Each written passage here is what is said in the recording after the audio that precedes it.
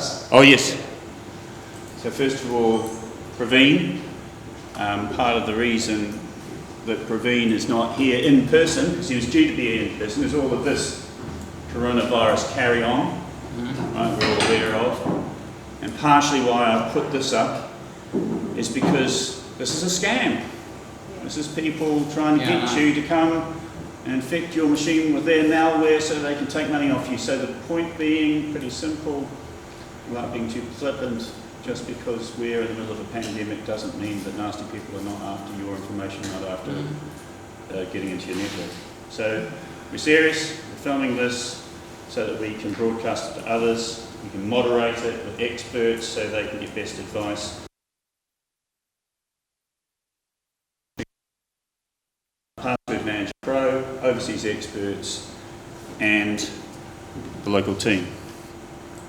So, I've done the right thing. Yeah, I got it. Oh, you've got it. Luckily, I've got my expert here to actually get this done. My partner phoned me up here. Brother is flying back from New York at the moment. His 4 children, saying goodbye to his job on the fly. He's not that happy about the prospects of the US in terms of the social cohesion. And on a somber note, we're not going to do that. New Zealand is going to stick together.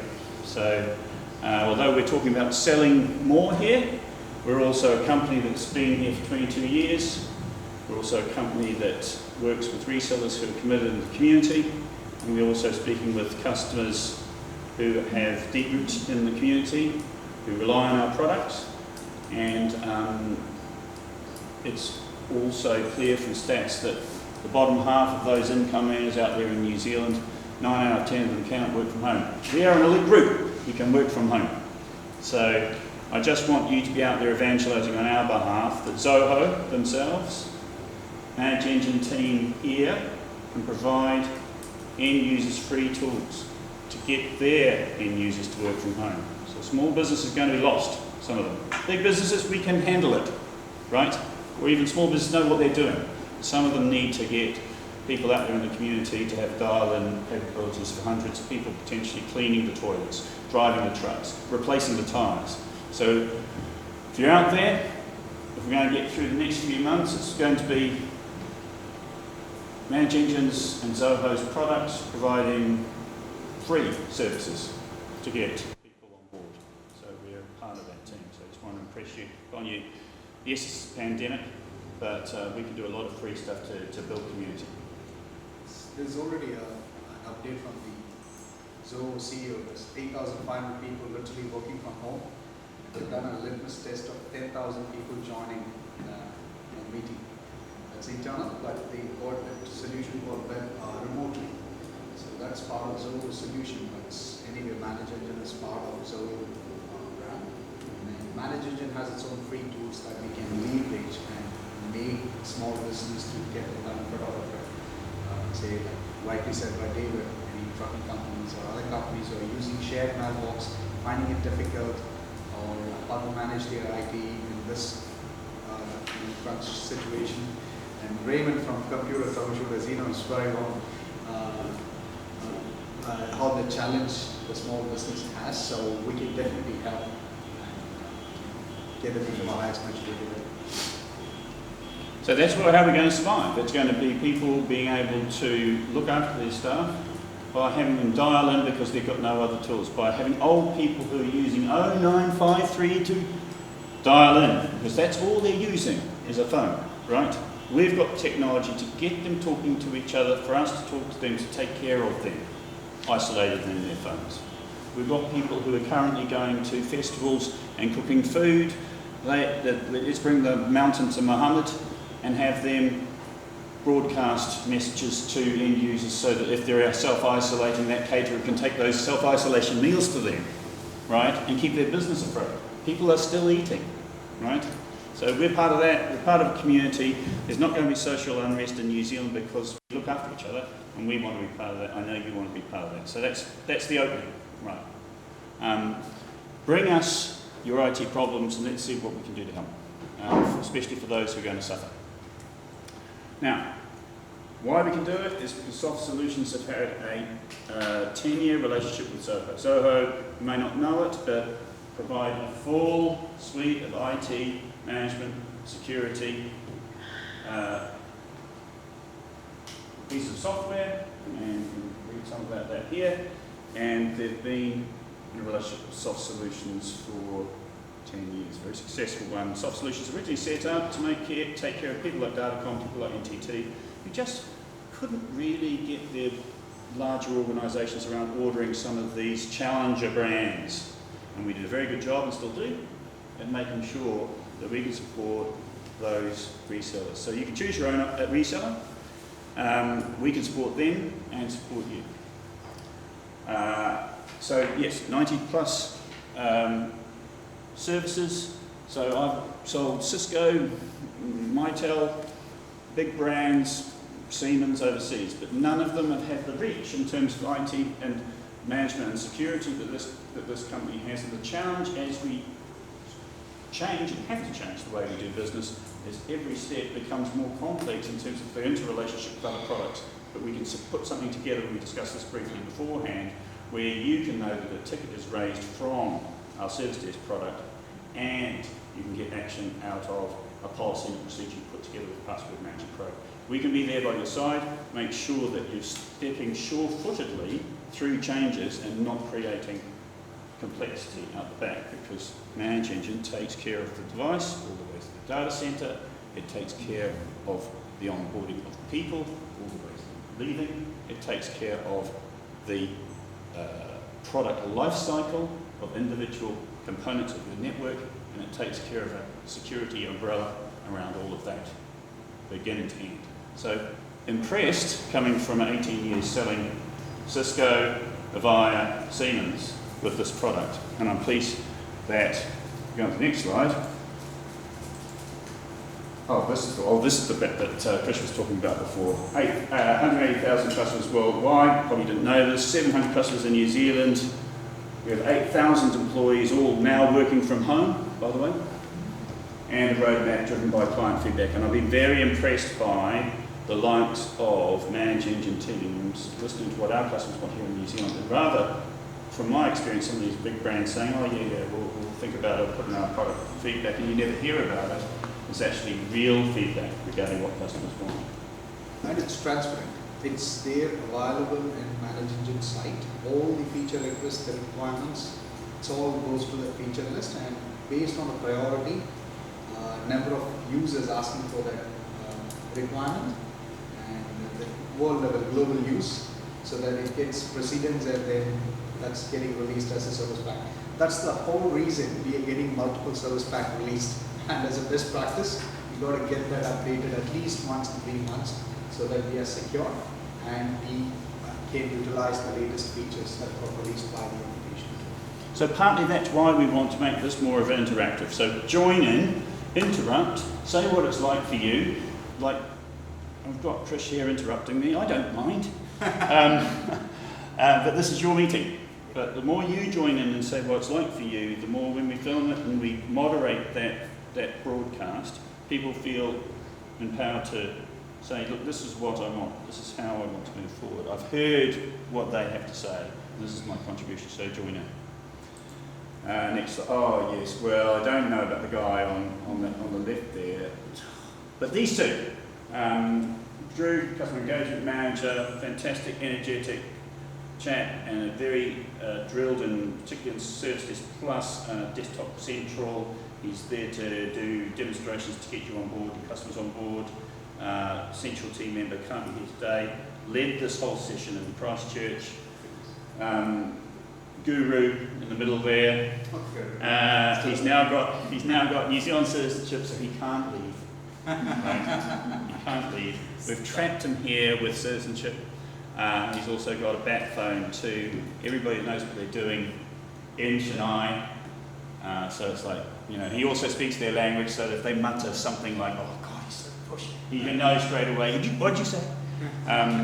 So no, rather it's a good relationship. So we've got a good team here. And another 20 people standing behind me. My managing director took the visionary decision to get the relationship going with ManageEngine 10 years ago. He's still involved with the business. We've got good support, people doing the bread and butter job of making sure when you order, you get the right product at the right price with the right exchange rate. We've got it. So next slide. It was almost over, by the way, from me. How could I forget? Praveen? Or Hi. here he is. There he is. We've made him so small, he's like a little mascot. He's our mascot for the evening, but actually he's a big personality that can talk about lots of things that overseas experience. So Chris can bring current experience with PAM users here, and I can a little bit. But Praveen can bring us experience from users like NASA, KPMG around the world. And ask him questions, but he doesn't know. Next slide. So here we go. We're going to run through this type of format, but really it's up to you to change.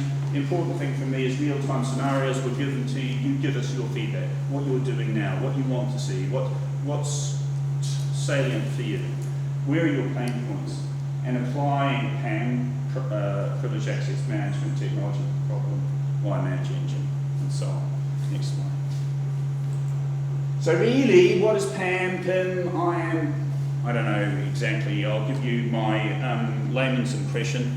PAM is part of IAM information, Identity Access Management, right? But privileged access management for me is the passwords, the authentication, the protocols involved in getting your people to do their job, and accessing the various different areas they need to do their job. And at the same time, it's avoiding security risk or compliance risk, right? So technically what you need to define PAM is user-defined roles.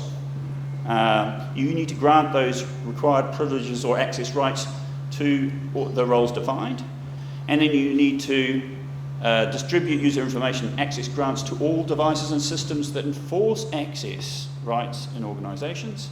And lastly, monitoring privileged users' activities and analyzing them to detect abnormalities and anomalies. So that's what PAM is. Now, luckily, we have people who are a lot more fluent in what PAM is, and really, than I am. So I'll finish my bit and hand over to Krish and to Praveen. Thanks, David. Thanks for a good intro. All right, and pretty much we know the team here, and the objective of this seminar is to ensure that you guys are already using the solution. So how best, what features are available, how best we can use it, and how we can mature in terms of our privileged access management. That's the whole objective, and how other customers can benefit, other users can benefit out of it. That's what we're going to discuss about it. And considering the situation, we'll talk more about the real world challenges and how we can mitigate those vulnerabilities and risk, and how the solution can solve those challenges. That's what we're going to focus more on. Yep.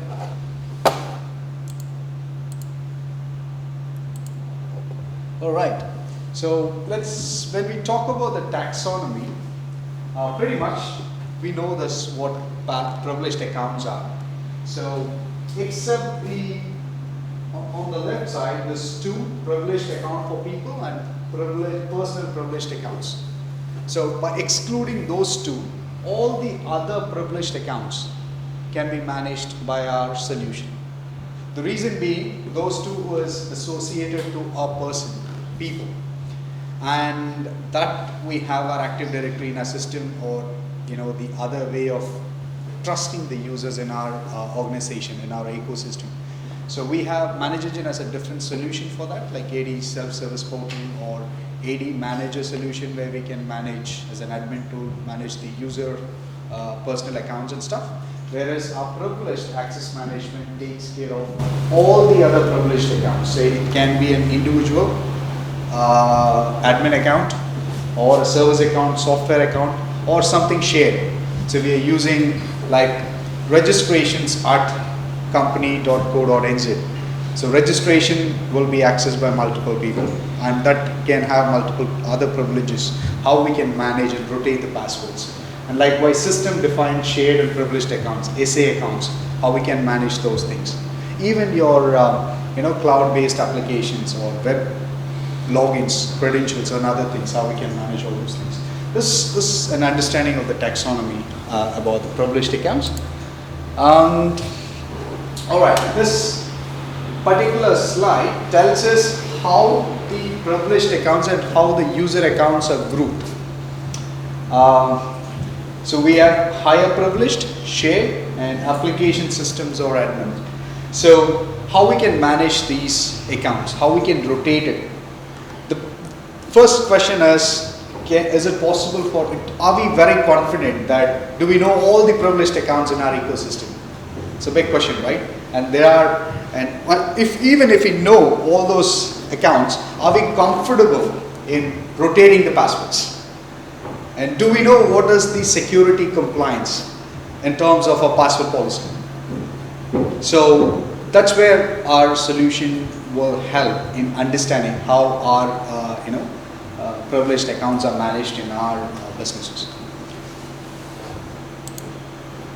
All right, I don't have to talk much about it. Pretty much talks about the privileged accounts.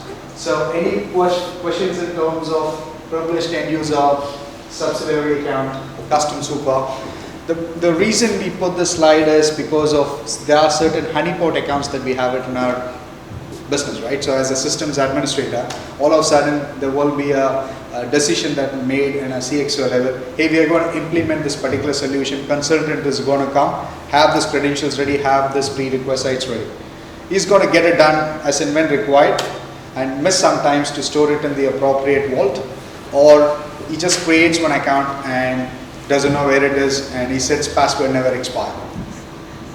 So it's a practical challenges, right? How we can mitigate that, how we can resolve those challenges, how we can give access for the consultant to work on certain mission critical service. So that's where the privileged accounts are used. And hope you guys are very much very aware of the passwords that's currently available in the market, right? So these are all the types of authentications. We have RSA token, biometric, and I believe now the technology is talking about embedding a biochip in a person, so using human as a password. So there's a huge topic about it in the professional media. It's about having human as a password. So with a chip embedded into it, if I walk in, so that chip is going to talk and authenticate and let me in. If not, I'll be kicked out. There are data centers that uses such kind of technologies. And though we have all sort of authentications, but who's the winner? Can we survive without a password? No? Because it's been there from ages, from ancient, I would say like way long back. There's some codes, people start using it. Only if they know the code, they can let them in, or they can share the knowledge. So that's where the password, I would say like it's gone well, even before. So password is there since ages, and that would be the clear winner. But to make the password more stronger, we are going to have other factor of authentications. So I have a password, and I'm also going to check a certificate, an RSA token, or a fingerprint, or a DO security, or an email authentication, or an SMS, code to verify. As in when I have access with a particular password, I need to key in a particular code. So a lot of banks utilizing that particular feature, right? So if any transaction that happened, hey, there's a transaction that happened, can you authorize it with your fingerprint, or the other ways of authentication? So this is going to be there, and this particular list is going to grow more. And there are technologies talking about passwordless now. So how this is going to happen? And we have to think about the other, technological advance in the system right now about quantum computing, qubits. The application going to be developed in the higher end, right? And current algorithm that we have right now is the highest algorithm that we have from the application is AES-256. The reason being that is the highest level of algorithm encryption available right now, AES-256, and the application does two levels of encryption. One from the application layer, from the application level where we access the application, and the other one from the database level. So the database that stores everything, even that is encrypted. So there's two levels of encryption, and it's going to be on AES, and that's how all the information, your user accounts, resources, and the passwords and all the other details are managed and rotated. Yep. Cool. So let's talk about the risk. Praveen. Hi Praveen, are you there? It's going to get coffee. All right. He went for coffee. Let's see if he wants to use it. Cool. Let's look into the risk.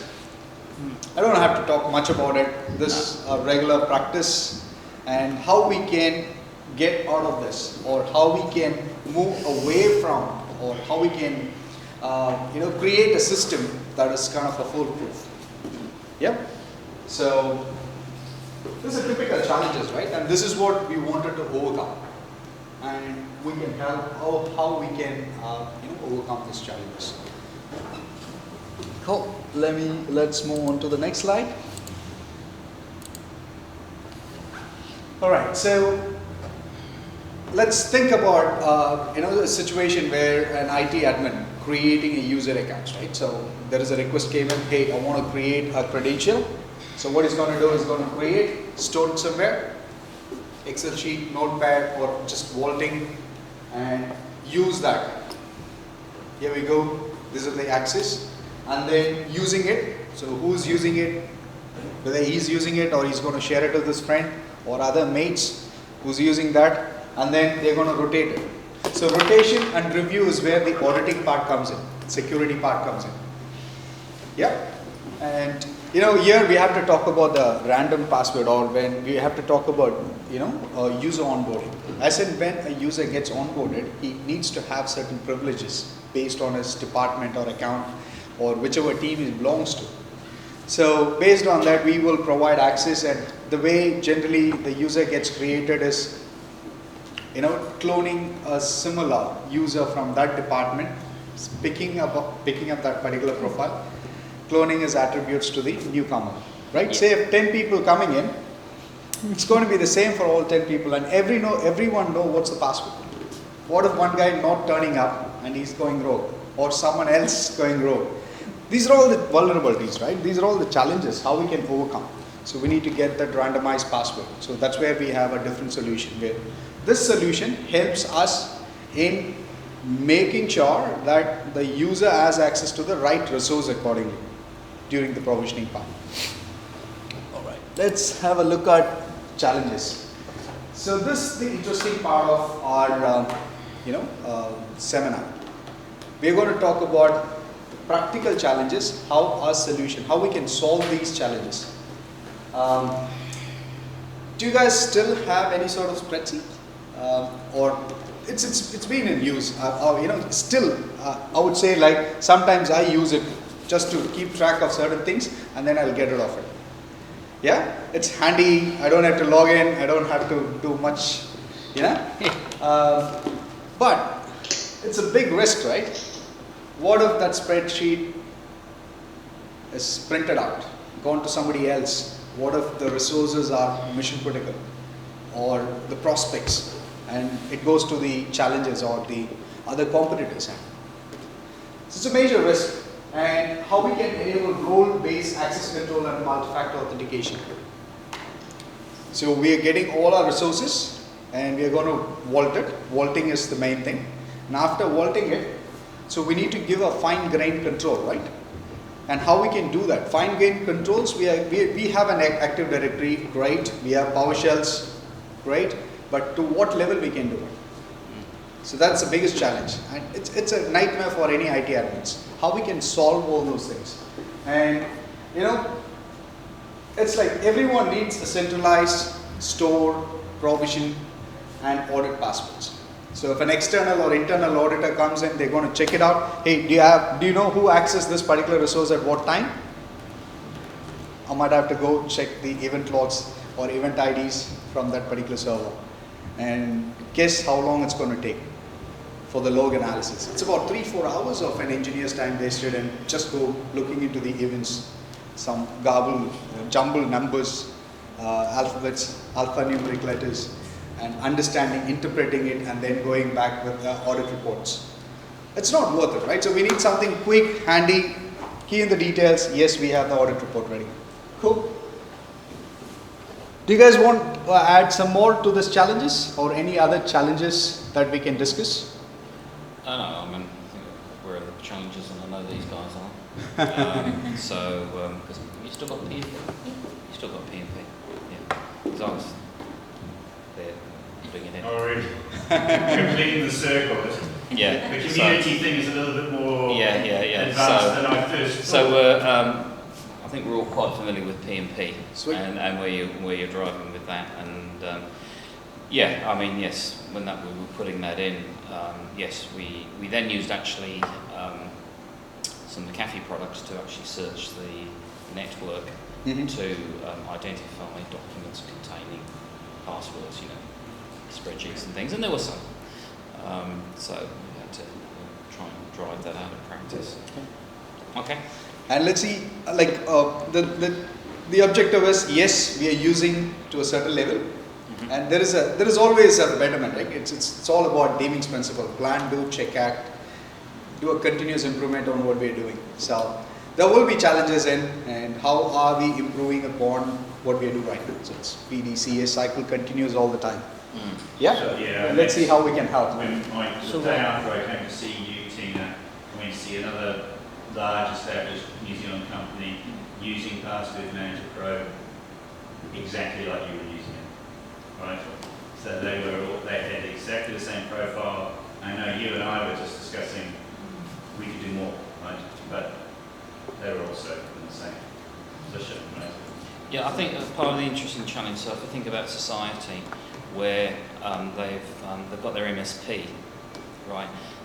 So you've got the MSP looking after the infrastructure and stuff like that, and trying to manage those privileged passwords across two different organisations. So Datacom,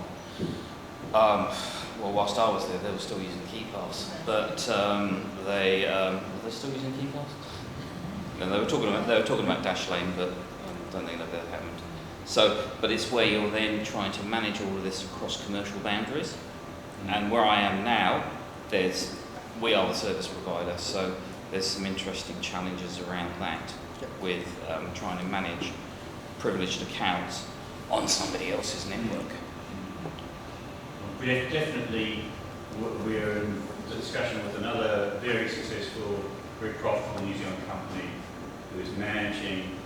They're profitable at the moment. That's good. Good question. But they're doing the same thing. So Password Manager Pro MSP provides that subtenant. So don't leave here without your questions answered about Password Manager. Because at the moment we're using LastPass. I mean, privileged account management is fairly new to my organisation. Sure. It's like a small kept secret at the moment. But we're trying to expand that. But part of the challenge is we have hundreds of customers that we're trying to provide support to, and we've got our stuff on their network, so they control the perimeter, and then we get into our stuff, which will have some administrative accounts as well, and it's kind of It's the whole reason that MSP is a separate segment within ManageEngine. So pretty much. We're using Service Desk MSP, certainly this multiple customer type thing and trying to manage that was quite interesting. Trying to get the guys to use LastPass. You can probably guess what they normally do. How do you manage hundreds of customers which have got the same software? And But that's the New Zealand model. The New Zealand model is they go to people like you or knowledgeable people and say, I don't really want to do it. I don't want to run a whole service department who's limited all these applications. No. So we have to serve that model, which is called giving people an MSP version, which allows them, if they want, for their leading IT people, to have their own vault, where they can set their own rules. They probably don't want to, but they'll set them in conjunction with their policy, and they'll probably want you to be on call according to your SLAs to really remedy. But we can't ignore, you know, our sales figures are not going to be complete without looking after people who are going to be doing your job. And luckily, someone like ManageEngine listens to that, has developed a whole new... Yes, there's certainly something around there. As I say, at the moment we're using LastPass in a very moderately ad hoc way. But it's, when I think about, you know, there's hundreds of customers out there. I mean, our main key accounts and stuff like that's one thing, but when there's hundreds of customers out there, ideally you all want them to be unique. Yep. But they're not. It's like having multiple tenancies and they have their own network, own resources, and their password compliance or their compliance on the passwords might vary from each and every So we organization. end up being responsible for this bit that's sitting inside somebody else's network, and how do we manage that? So we have the solution. We'll have a look at it. So we had one challenge. We had hacked in just 2 weeks back, and we had some auditing and all this stuff. We found out that there was an issue. So one domain admin user has logged into one machine which was not in domain, and he tried to access some file from I can say that from domain one of the server. So when he did that, he saved his password. So when you access any path, it asks for save password, and he saved that password. And the attack was on that machine which was not in domain, right? And just he got through that access and got that password from somewhere, or what he did, I don't know about that part, and then scanned the whole network, and they have just took down all major servers. Yep. It's a big risk. Yeah, so that's one thing that that domain user or domain administrator or any administrator saves the password somewhere. Just need to make sure that it doesn't. So it's a valid point, like open text passwords. How we can avoid that situation? How those we shouldn't use open text at all. Not just with that particular situation. Consider about the DevOps. The challenge 5 is we are going to talk about that. So in a DevOps situation, we have a lot of applications, and we are heading into from hybrid to fully on cloud, like serverless kind of environment. Currently it's hybrid. We have some on purposes, we have something on cloud. We are working together.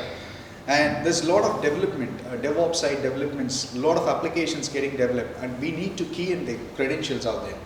And what if the challenges is what's going to happen, right? Yeah. Somebody is going to look into it, check the vulnerability. Okay, there is an open text password. Yes, let me go rogue, and let me see what I can do, what damage I can make with this. So how we can avoid those situations? That's the challenge 5, and we're going to talk a lot about it. And that's where a solution is going to help. Yeah. So coming to this point, actually there are 2 parts for the solution. First, to eradicate what's in place, and the second, to avoid it happening again. So the second part is that we are struggling with. All right. We'll get into that.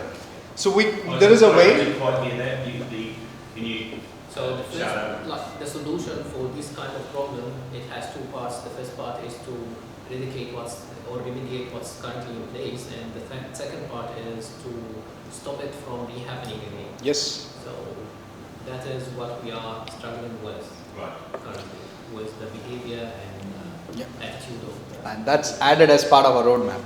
Yeah. And from the current application, we can definitely, because it's an on-premises application, right? It's not yet fully on cloud, but though it is available on private cloud or public cloud, it's available in AWS Marketplace or in Azure Marketplace. We can get it installed, but we are responsible for our own infrastructure. I mean, again, we're running Service Desk Plus MSP in Azure, and yes, it's used because we're a UK presence as well, and everybody uses that. And so, if we had a solution, it would need to be something along those lines. Yes. Yeah. So what happens When is is that up for renewal? I don't know. I think it's around about September time, but it was purchased by our Australian office, and they deal with an outfit called Belridge, I think, and so they shoved it in there. So yeah. Here services here in New Zealand, but you know. But if they're based in New Zealand, because we always work in that way, so we can always trade the renewals accordingly. All right, cool. So we'll discuss about that, because from the existing solution that you guys already have, we have an alert mechanism.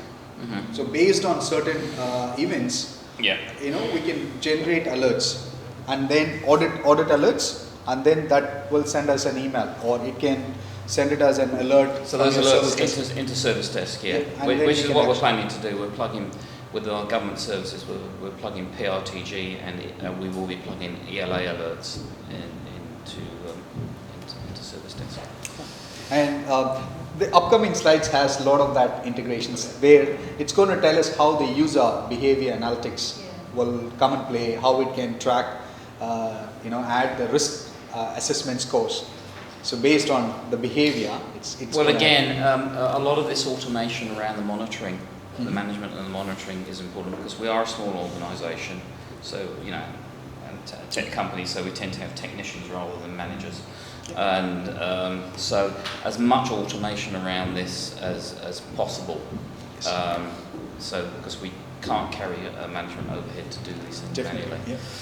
Totally, that's why the solution has been developed, and there's like a larger team. So in PMP, we have a big team who supports all three editions of the product, MSP, Pro, Enterprise, and everyone started from, they know from the beginning, they know code level, and that's the caliber of the team, and they've been trained, they've been breathing in and out of the solution, and they're daily talking about customers' feature requests, enhancements, how we can improve that with our product development team. So that's pretty much the team is.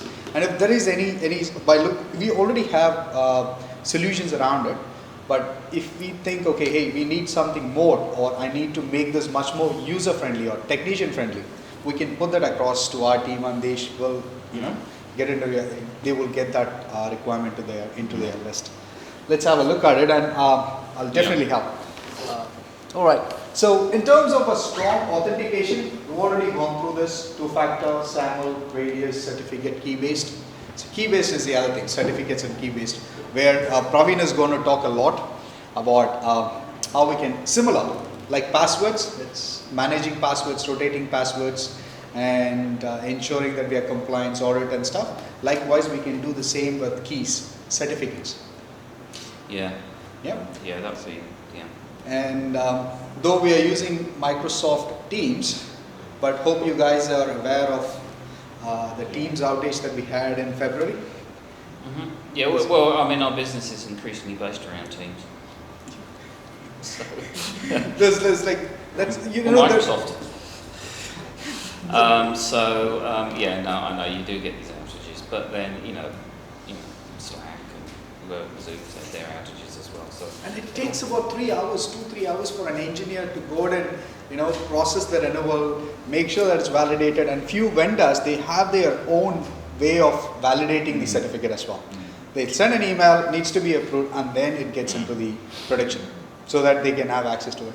I've heard stories like a customer trying to manipulate or use a wildcard certificate, and they lost access to their email server, and they are down in their production for almost a day until they got it back.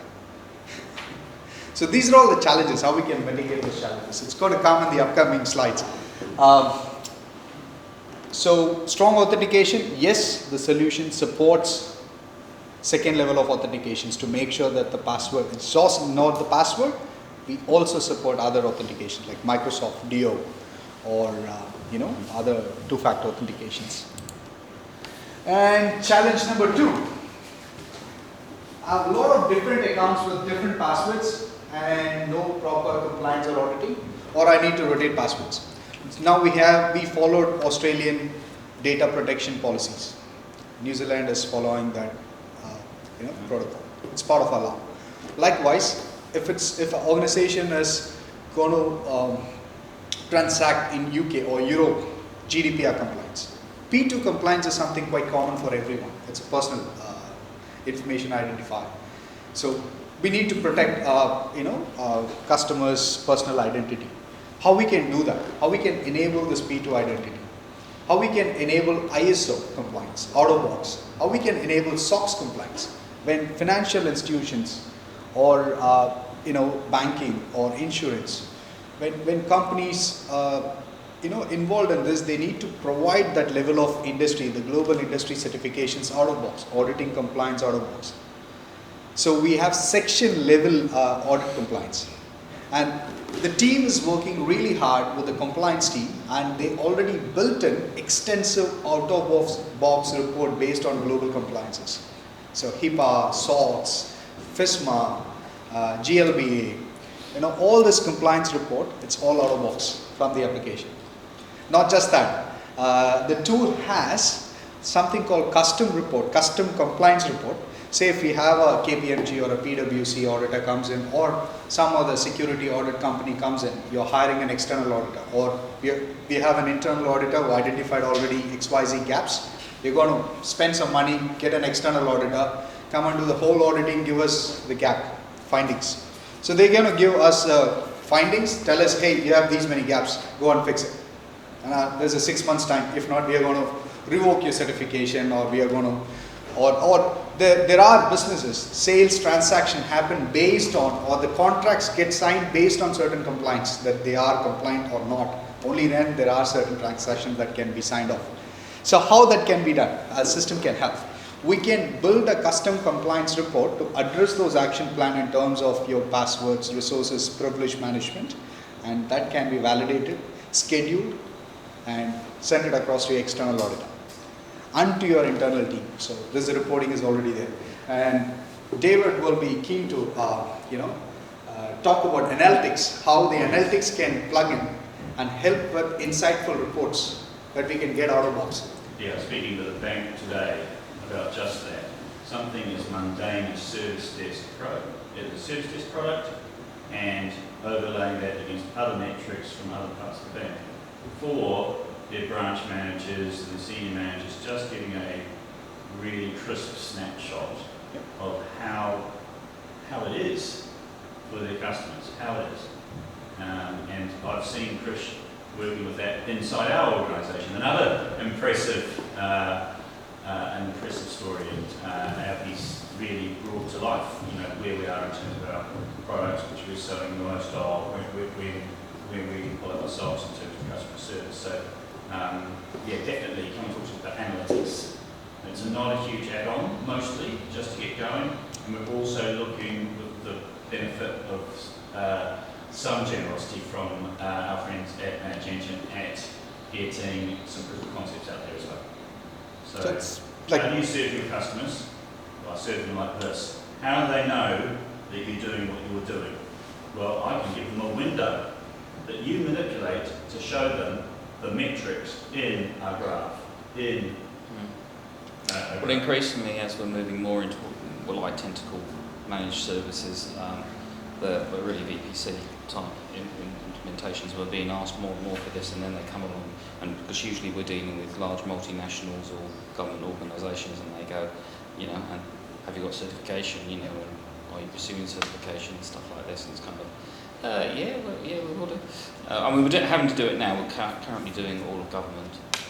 We start shortly with the formal certification process there, but that's a little bit different. It's not quite like doing an ISO or anything, because it's only a controls effectiveness review, but it's just moves along the way. But we are being asked for ISO or 342s. So getting like certification, and then the next level is about maintaining it. You've then got to maintain it and keep your costs of maintaining it down, because it's a cost of business for us, and therefore it has to go against the margins. But you and I know that all this certification is one thing, but there is how you put your policy together with your customers to attain that and retain that is about intelligence. GDPR, for example, is about how I can get information about you It's also about how I retain information about you. Yeah. And then when you know this, it's an unanswerable question. So someone has to say at a legal level and an operational level, we'll forget this information, but we won't forget all of it. Yes. Right. And then it becomes a question of how are we doing at protecting our customer information in terms of removing that which we can remove and still remain. Yeah. Yeah, that's right. Well, we're responding to an organisation at the moment that currently runs our software on premise. They want to move it to a cloud service with 3 regional contact centres.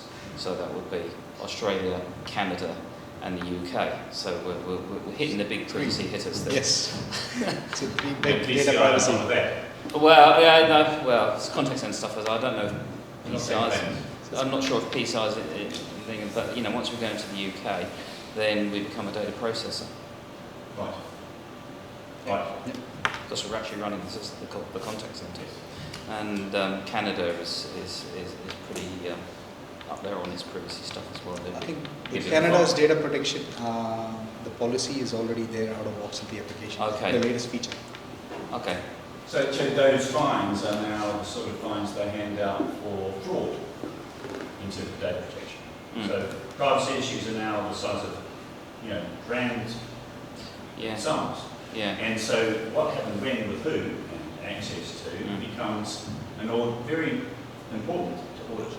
Who is in the game? I know. And when an organization like this level working with multiple compliance standards, so we need to build our own compliance report.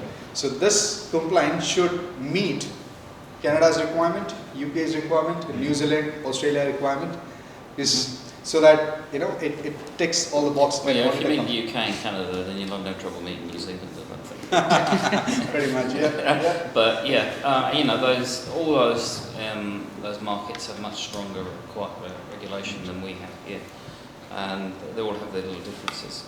But yeah, so that's part of the But I challenge. think we coming face. back from the UK, though, New Zealand still, I hate to say this, does punch above its weight, but it punches above its weight because people power means that there's brains applied to this saying, actually, we need to get further than that, right? And the people holding it together rather than the regulations or there's still a lot of thought power, people power, brains saying we can provide a level of. Some years ago, I went to a talk by the previous Privacy Commissioner, and she was Maria Schroff, and she was talking very much about the need to upgrade privacy legislation here to support our export markets. Because if you want to sell IT services into the Northern Hemisphere, Europe, stuff like that, then you've got to have back here fit for purpose privacy legislation.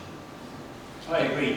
And you have no choice when it comes to GDPR. If there are European citizens sitting down here, you can be in the gun in Europe for not protecting their private information. Right? So you have no choice. Yeah. Right? So our job is to educate people to a level to say, hey, XYZ organisation, ABC organisation, you've got the tools to bring it up to European standards. Let's start getting stuck in before you're in the gun with legislators in the US or So that's the issue. So how can we educate up to? Because at the moment I'm nervous that New Zealand government won't quickly legislate up to that level. Well, the Law Commission recommendations have been outstanding for how long? A few years now. They had 100 recommendations. So it won't be done unless it's done by New Zealand brains. So New Zealand brains have to go, okay, we've got the brains, we understand this, we'll bring our community up to where it should be, if you know what I mean. Yeah. But so yeah, I mean that multiple compliance, and that's one of the things that I've liked about the ManageEngine products is this out of the box compliance stuff. That's why one of the reasons why I'd want to use ELA for our scene, which is kind of go in there. It's canned. You could say, oh, have that compliance there, and have all the reports and the alerts and stuff like that. So then when we do get audited, we can go, well, here's something to a pretty high standard, say PCI or something like that, even though PCI cards aren't an issue. But for what we're doing with government, but at least we can say, right, here's a set of reports that matches the standards that you guys understand. And so yeah. And it goes with section level. So specific, say if it's a PCI DSS standards, okay, if to get compliant with PCI DSS, we need to be compliant with XYZ sections. Yeah. And with that section detailed in the report, just go click on that and you get the report, share it with the order. So, but that's you know, that's the value when you've got a small operator like ours that doesn't want to invest a hell of a lot of time in developing this stuff to meet its compliance requirements with a particular customer in a particular market. You can go, right, here's a recognisable set, compliance set. So. Yeah, and simple ones. Like Log 360 takes care of event log analyzer, auditing, AD auditing, or cloud security, or your data security, or your other compliance reports associated to your mailbox compliances, mail flow compliances. So it takes care of pretty much the whole suite altogether. Okay. And we also need to rotate the password periodically. This is the challenge. I always put it across to our sysadmins or the IT administrators. The question that I ask, is, do you guys know how many service accounts or how many applications are using a particular domain account in your ecosystem? You generally say yes, no, or if they say yes, good. So you know what services running and what accounts are used. Are you comfortable in resetting a password right now? Have you used PMP for service accounts? Yeah, we're using it, but every time the password is expired, you need to change them. You will see them all what applications Yeah. changes. So I always put this challenge, and the next question that they'll ask us, okay, I'll show you right now. It's going to take 10 minutes for me to discover a service account, use a domain account and check how many services are running with this domain account.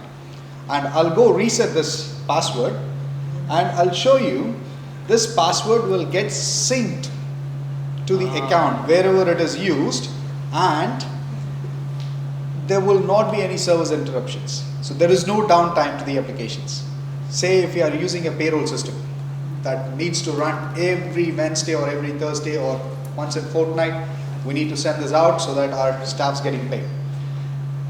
What if that payroll system is using a particular domain account to run that payroll services? And we need to get that compliant, right? Generally the way it is, we create an account, give the privilege and tag it, okay, hey, don't delete this. The interesting thing happens is like when we use it for single sign-on. So when we're using an NTL and pass-through, now we have SAML authentications, but earlier, before it was a computer account using for NTL and pass-through. So they just create one account, they'll say don't delete it, use for SSO or something, but someone will come and say, hey, this account is not used anywhere, I'll delete it. Boom. Say about 100 people, 200 people, hey, I can't access this application, my single sign-on failed. So how we can protect this? And this literally, it'll take about 5-10 minutes, but once we have that configured properly, we can rotate it. So the best part is we will not have a downtime. We can discover your service account, rotate your service account passwords within your password, security password compliance. We can define multiple policies, password policies. One for our specific set of passwords, one for your application set of passwords, one for your cloud application set of passwords. We can define multiple policy compliance and you can track it accordingly based on the resource group. So those are all the benefits that we can get out of. What about the non-AD accounts? Yep, it's on non-AD accounts as well, because we have credential list, right? We will have the list of credentials that we will be updating it. And how about the discovery of those accounts? That's where the challenge 5 comes in. I'll let the expert speak about it. Praveen, hope you heard the question right? Hey Praveen, are you able to hear me? Just going to check the technology. No, the question was not loud enough. Can you repeat that? Okay, the question is how we can rotate the layer 2, layer 3 devices credentials or SSH, CLI credentials Or applications. or applications. So that's coming in. We'll talk about it. Praveen, can you answer that?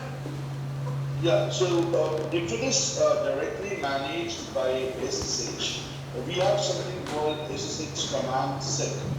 Alright, so where you can create a command, a list of commands, and you can execute the commands from the Password Manager Pro.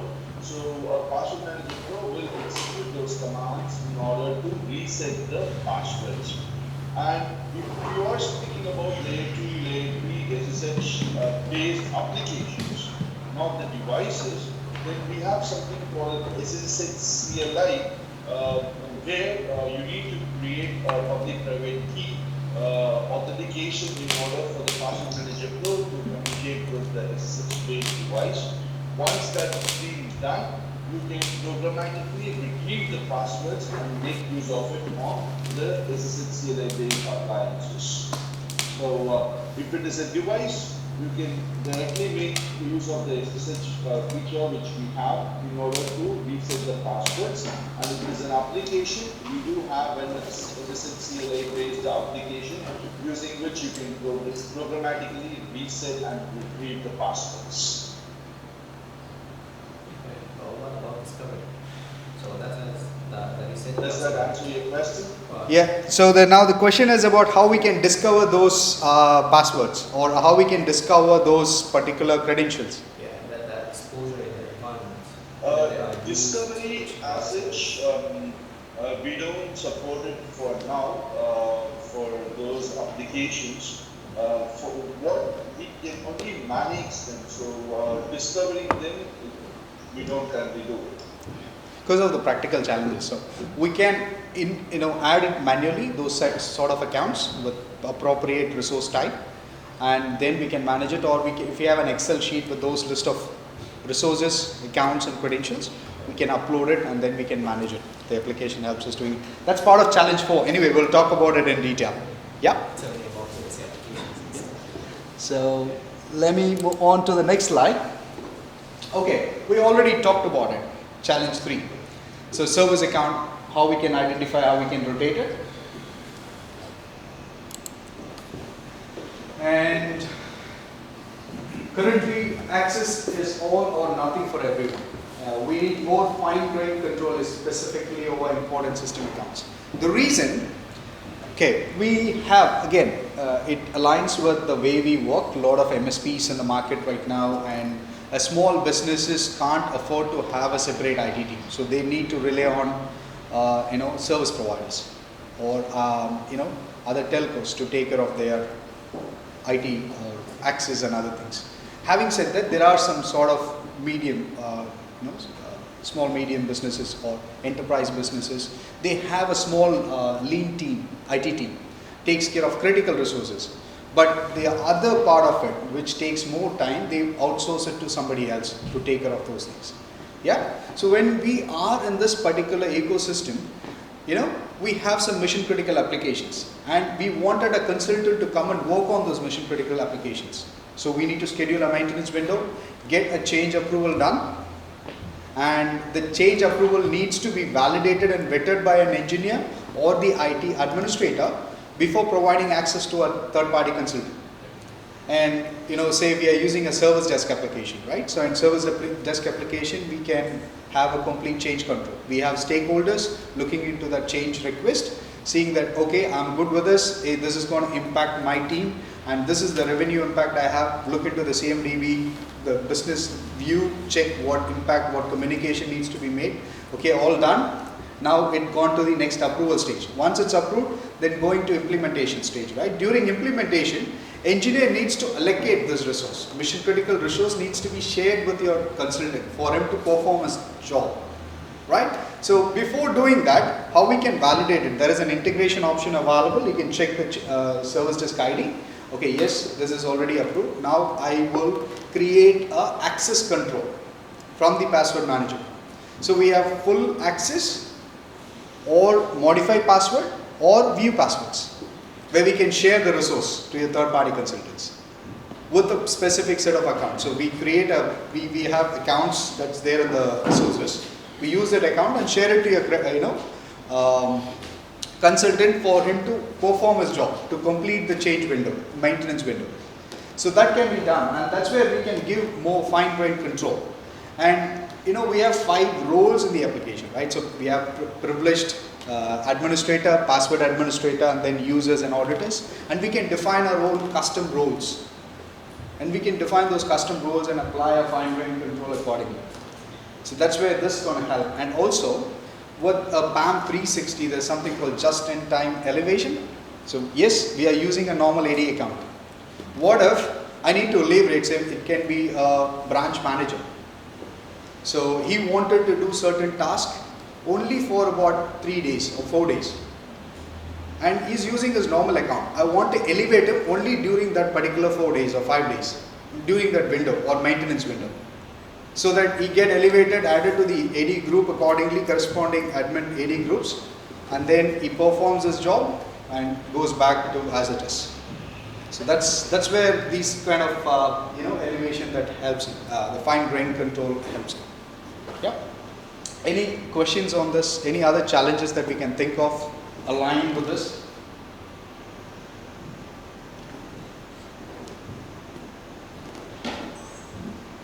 It's pretty much coming out of the current old school tradition. Either I'm a domain admin or I'm not a domain admin. How we can have more fine-grained control? Okay, so I'm a person responsible for XYZ things, and I can do only that XYZ things. How we can, ensure that the system the system will enable them to do that, provide that fine-grained control in terms of what resource they access, what privilege they have access to, stuff like that. Cool. Let's move on to the next slide. All right. This is what we were talking about password stored in various scripts. Mohammed, this is your question. So password stored in various scripts, configuration files, how we can control over it, how we can manage it. That's where the API part comes in. The application support REST API, and also there's 2 other ways the application integrates with. So Praveen, do you want to take over on, give more insight about API integrations and other integrations that we have right now? Yeah, sure. CI/CD integrations. We have a list of applications, servers, devices for which we will be able to remotely manage the passwords. But let's say you have some in-house or in-built application, and what happens if those passwords are hard-coded in config files or text files? So instead of having hard-coded in config files or text files, you can securely store them inside Password Manager Pro, and you can programmatically retrieve, reset, or do whatever operation you want on all your in-house applications. So you will not have, basically have the credentials let loose on the config files or text files. Instead, we are going to securely store them inside our application, and whenever those passwords are required in your application, they will be automatically retrieved from your application site. Right. So for this, we have like 3 different kinds of API. The first one is going to be the XML RPC. The other one is the SSH CLI. Basically, XML RPC and SSH CLI, they work based on a certificate-based authentication. So you need to create a certificate, and the public private key authentication has to happen. Only then the API will be able to communicate. Whereas most in the recent days, RESTful API is something which has been supported by everyone. So we do have exposed the RESTful API in our product. So it works based on a token-based authentication, where you have to send a token along with all your requests. So once the token is validated, Password Manager Pro will be able to perform operations like password reset or verification programmatically via the API. This will eliminate the need for having the passwords stored in config files or text files. So the three types of API which we provide are SSH CLI, XML RPC, and RESTful API. With RESTful API, you will be able to perform all the most of the operations which you perform from the user interface. Yeah, that's about it. And that's how we avoid open passwords in the application. And this will solve the challenge. So instead of using an open password, when that particular resource is managed from the application, yeah. So what happens is, instead of using that open password, right, we'll be having an encrypted one. So double level of encryption. Okay. It's application, database, and we'll use that shared privilege to manage any operations and activities accordingly. So we're saying, so that's going to connect back to your P&P installation. That's right. So now your P&P installation now becomes a critical part of running your applications. So if it's not there, your applications are likely to fail to start. That's where the HA part comes in. Not just that, the application also supports now to have all our resources, passwords, privileges, and everything get stored in your Amazon S3 storage account or box or Dropbox. So that we always have that option, and the application do support HA, high availability, with the SQL cluster. So if it fails, then it's always there. Like, it's to ensure that we have a resiliency in the network. Yeah, I'm just thinking, Because there's a lot of banks relying on it. NASA is one of the biggest customer, is using this tool for their, and other lot of defense forces, military, defense organizations. They rely heavily on the, the application Should have to share credentials. the way continuity you plan. want. So currently we are Like utilizing SDR and all APIs, actually.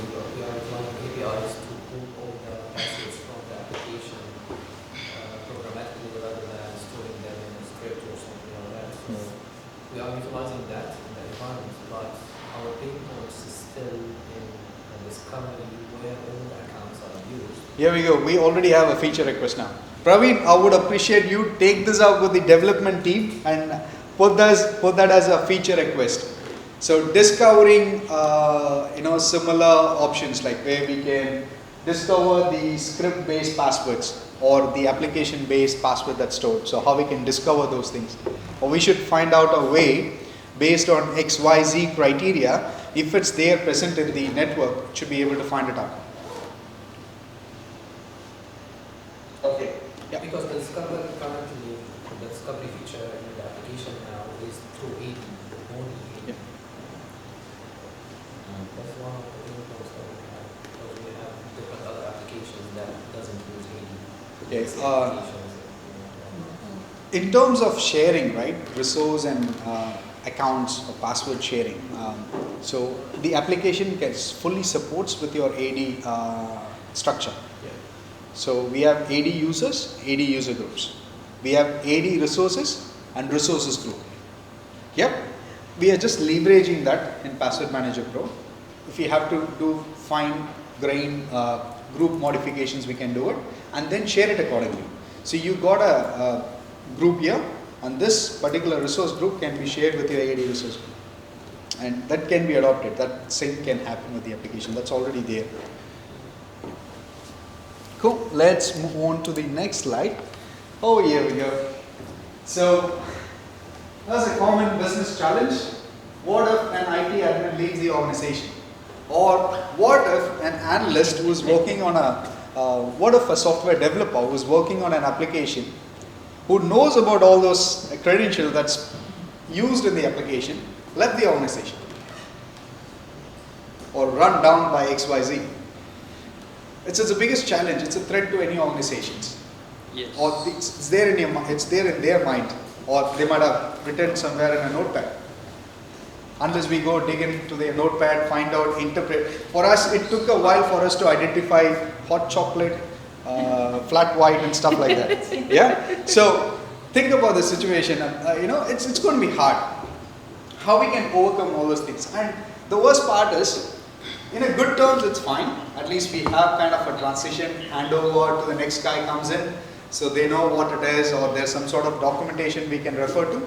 But what if it's not in a good terms? What if the person left the organization in a say if it's terminated due to XYZ?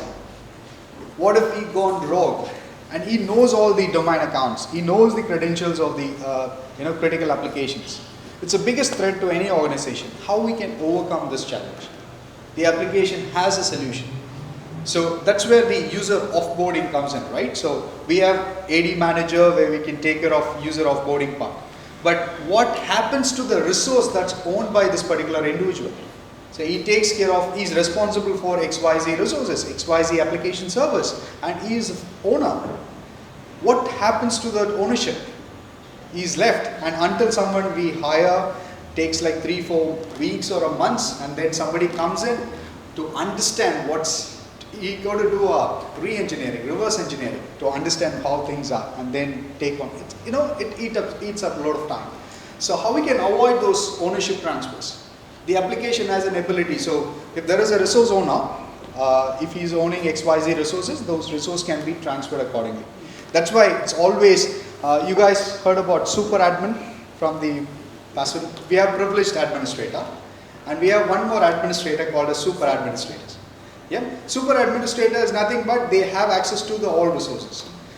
The best practices is to have at least 2 super admins in any organization, not just 1. So minimum 2. So that if something happens, the other guy can take control and share the ownership or action at a point.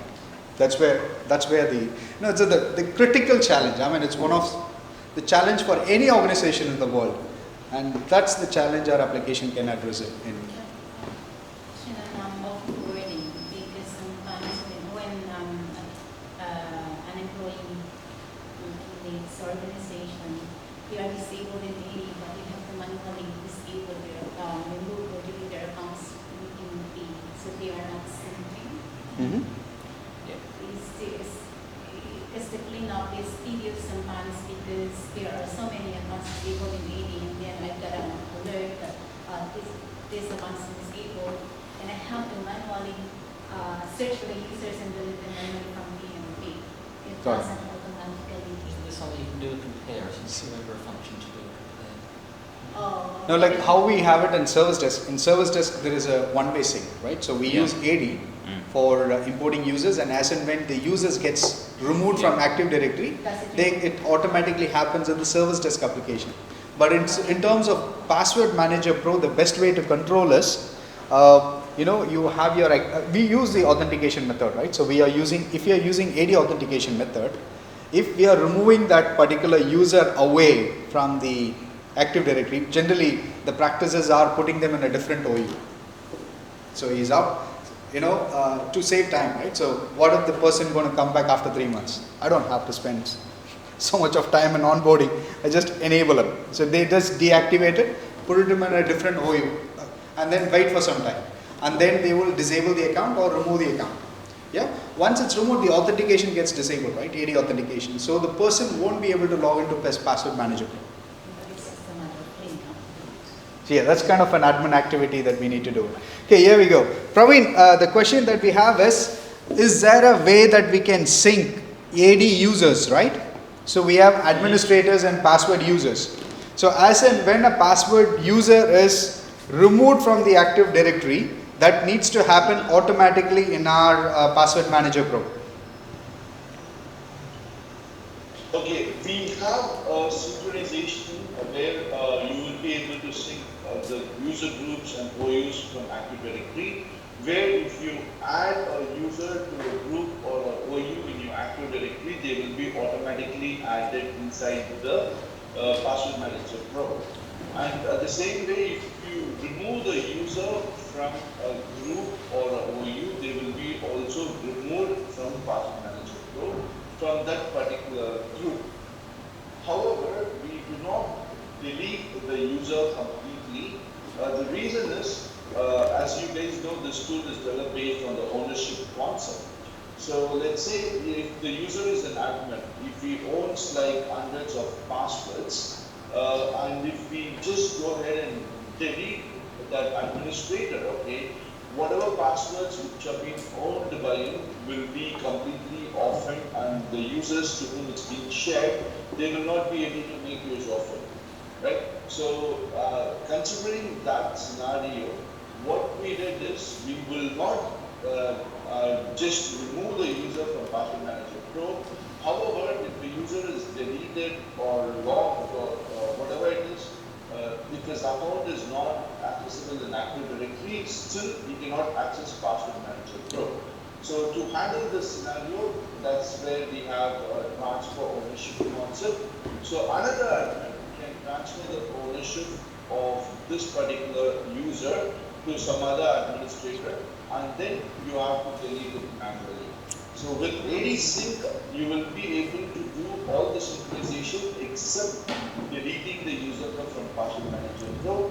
And the reason for it is if he is an administrator and if he owns any password, and if we just delete them directly, all those passwords is going to be off. So it's pretty much like we have AD users, AD user groups, AD resources, AD resource group that can be adopted in AD Manager, similar to our Service Desk Plus. So only the users gets deleted, not an admin. This is an admin-based tool. And we are using this admin-based tool to share the resources with appropriate privileges to the users. And there is no user count. User count is unlimited. The license is only based on administrators. So that's the whole reason that can't be deleted. We need to do a ownership transfer. So is there a way to generate reports with those orphan users from the system perspective? Often users report. Because We can. we understand the logic and we know that's how it's supposed to be working, but come and try to convince the auditors with this logic. Okay. Here the solution is, it's a on-premises solution, right? We are using MS SQL or Postgres database. And since it's our own database, our own data, we have access to the whole table schema. And our team, we have developers, we have a scripting team, we have a query team who can write a query based on a requirement. We just need to raise a support ticket, tell them, hey, I want this to be done. Because we have a report, right? We have a reporting module in the application that gives pretty much out-of-box report on all possible ways. Just in case if those reports are not meeting the requirements, we can write an email to the team asking them, hey, can you guys write a query for me to get these details from the application? And the team can do it for us. Yep. Cool. I move on to the next slide. All right. So pretty much, this is the part, it's an interesting part that we've already gone through. So how our privileged access management is covered. So we were talking about user behavior analytics. So understanding, environment. When we have a Password Manager Pro as a privileged account management maturity level, that's going to be the interesting slide, the next one. And that will help us to understand, before we getting onto a journey, we should know where we need to start with. So we should know where we are so that we know how far it will take, what we need to do to get into that highest maturity level. So in terms of our application, so we should have a user behavior analytics, cloud and DevOps support. So irrespective, the resources, what we meant in the application is any resources. It can be a physical server, it can be a physical workstation, laptops, mobile phones, domain jointed, not domain jointed, or it can be your layer 2, layer 3 devices, or it can be your websites, or it can be any web-based access, or other application-based access, or database resources, or any resources for that matter. We can add it up. We can, even if some new resource comes in, we have an ability to go ahead and create a resource type from the application. Say, if it's going to be a custom resource, company A specific resource which is not applicable to any part of the other world. We can go ahead and create that specific resource type and add all the resources accordingly. By default, everything will have an IP address or a domain name or some sort of identifier. So we use that identifier and we use a credential that we have to log into that particular account. And the application supports that. And we have ticketing system integration. We've already discussed about how we can validate a change approval. So after approval stage goes to implementation. Implementation can happen by the engineer. So in between, how Password Manager Pro helps us, so when we are giving a controlled access, right, that's where the session auditing comes in. And the next is like modify passwords. So yes, we trust this consultant and he need to change the password for XYZ reason. Okay, he has a modified password access where he will change it, and once the job is done, as an administrator, I take ownership, I'll rotate the password. Yes, the job is completed, I'll rotate the password, it's still managed and no downtime. And the next level is kind of a full ownership. Okay, this Praveen is going to hate me. So, though the application is based on password administrators, what if we have to give a department user? He's a user, but he wanted to have a full control over his resources. Say HR manager wanted to have a full control over his HRMS system. And he wanted to share it with his team or other HR team leaders. So we'll give him a full control, but he's not going to consume the license of an administrator. The only challenge is the check-in or the grant permission can be revoked by a password administrator or the resource owner at any point of time. So still, as an IT or a CISO or a CIO of an organization or a security officer of an organization, he has a full privileged access control over his complete resources. Though we are giving full access to XYZ based on the business requirement, when things are not happening right or when things goes out of control, we can revoke and we can take control over it. So that's the ability of the application. And then we have privileged password management, which we already checked, and account discovery. Account discovery is the other important part. We need to discover how many accounts we have, how many local accounts we have. We should know what we have. Only then, we can manage and rotate the passwords. And SSH key management, that's where the certificate management comes in. Automatic discovery of certificates, integration with the certificate authority, the other vendors, and how we can, rotate and deploy the certificates. And session management, first-in-class session management based on the controls. Like we are using HTML, like from the web Tomcat Apache web server, we have a user role-based access control. We are going to share it with XYZ consultant. So it sends a notification to that consultant, hey, you have been granted access to this resource by admin team. So he's going to click on that, it will take him to a web page, HTTPS secured, and he need to log in with this credential.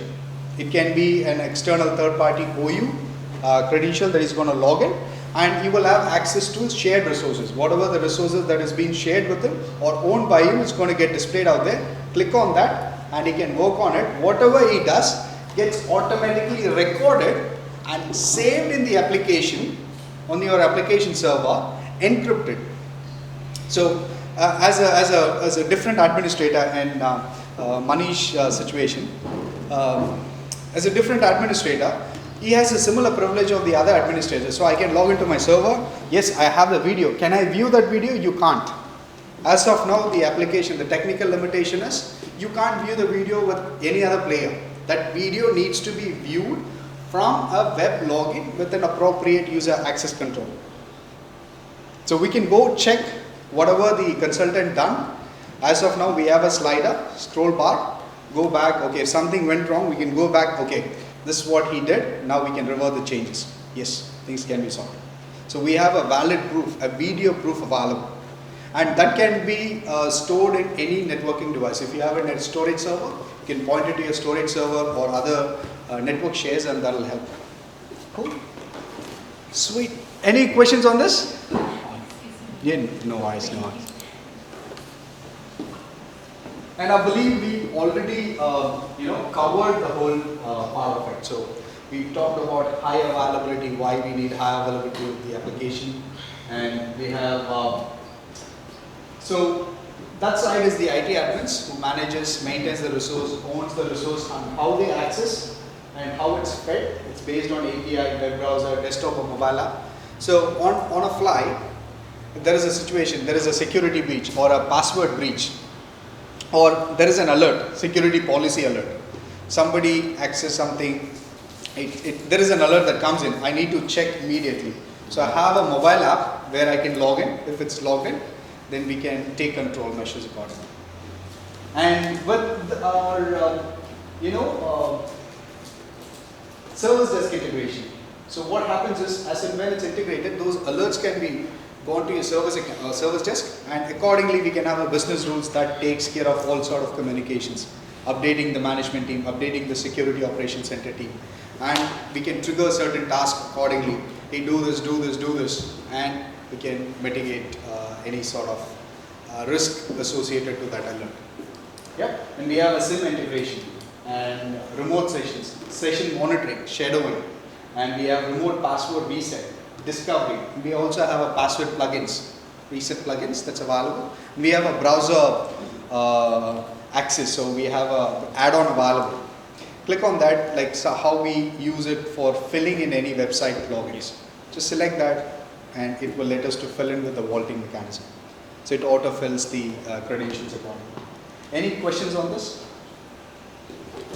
And the application fully supports SQL clustering, and that's for high availability to ensure that the application is always available.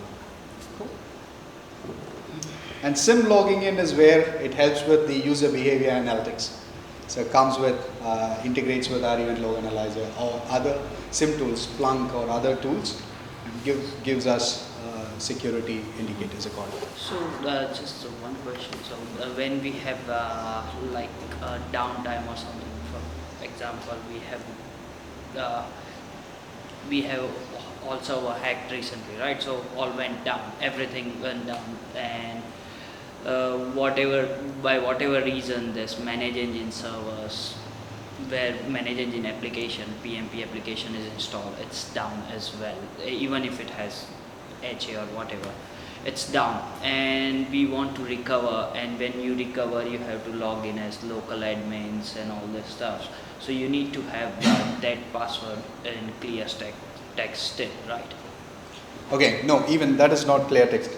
So it is a we passphrase. So we have a master account, right? During the installation, the master passphrase that we enter in the application. So we always, as part of the best practice, we always ask them to store it in a different location, not in the same server. Okay. Got it? Because things can happen, and we never know what sort of risk we are going to have, what sort of virus is going to get released tomorrow, right? And so the master key that we are going to use it for installing the application, that's the key, and that you should protect it. And it's not necessary. I mean, the recommendation is to not store in PMP server at all. We have multiple backups, right? We have VM snapshots, database backups. If there is a clustering, there's already a backup available. Yeah, and as a folder, we can also have a backup of the folder and stuff like that. So, and your resources are safe. It's encrypted anyways. AES 256, 2 levels of encryption: application level and database level. And the key is also encrypted. So they can't use, even if they have access to it, just like that, they can't use this key. No, that's not the question. Question is that when we come back, when we want to restore the VMs, right? So first priority for any organization to make that, okay, whole organization, they start doing ordering and all this stuff, whatever, it's business critical. Production servers needs to start working, and then we restore ManageEngine. In this case, we have to restore ManageEngine first, isn't it? Yeah, because that's your credential. That is so. So that's going to be your gateway, right? Yeah. So without having a key, you can't unlock the other options. Yeah. So that's why the HA option is very preferred by most of the customers who are using the solution. Yep. So another question regarding the granting the access to different tools in the organization. Can we time the access granted to different people within I'll let Praveen answer this. So Praveen, this is about control access for a specific window from, say, if it is 2 p.m. to 5 p.m. When we are granting an access, not like just-in-time privilege. It is from the existing password, the resource and admin account, or a particular account that we are going to use. we are going to provide a grant access, say it can be view or modify password, and how we can put restrictions in terms of the time frame. Say if it needs to be 1 p.m. till 5 p.m. maintenance window. Yeah, we have access control workflow with auto approval mechanism. So the general access control workflow, usually the user has to request for the password, get it approved by an authorized administrator, and then you can make use of it. Whereas if it comes to the auto approval mechanism, the administrator can approve the passwords automatically for whatever time duration he needs. From 2 o'clock to 5 o'clock, we can just approve the password only for that time duration, and it is automatic approval.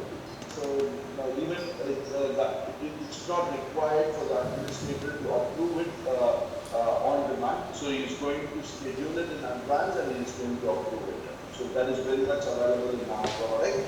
And same way, if you need to reset the passwords post that time duration, we do have the capability to automatically Schedule tasks. And the best part is when we do so, right?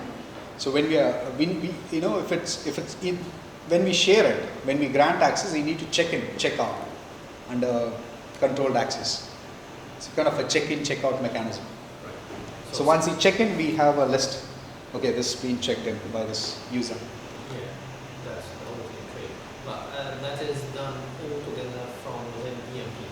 Yes. No integration with other tools. That's going to come the next slide.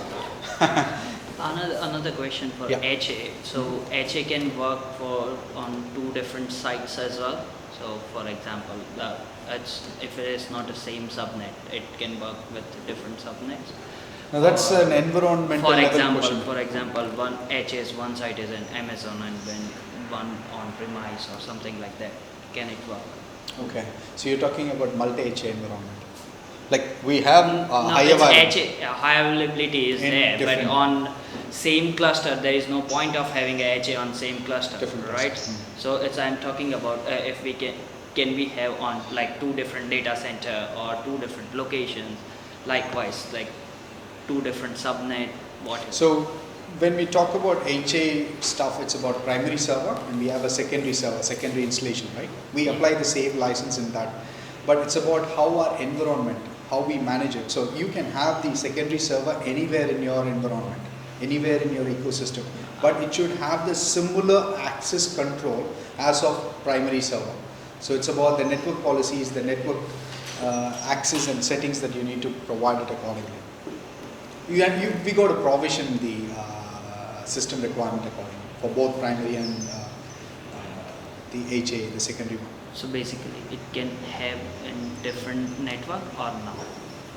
Provided, even if it's in different network, if that can see all those resources. So Yeah. what if it fails, or it's kind of a live, right? It's not Okay, no, that's hot and cold. just So if this goes down, automatically this is going to start serving it right okay, away. okay, There's got no it. downtime Now as I got such. it.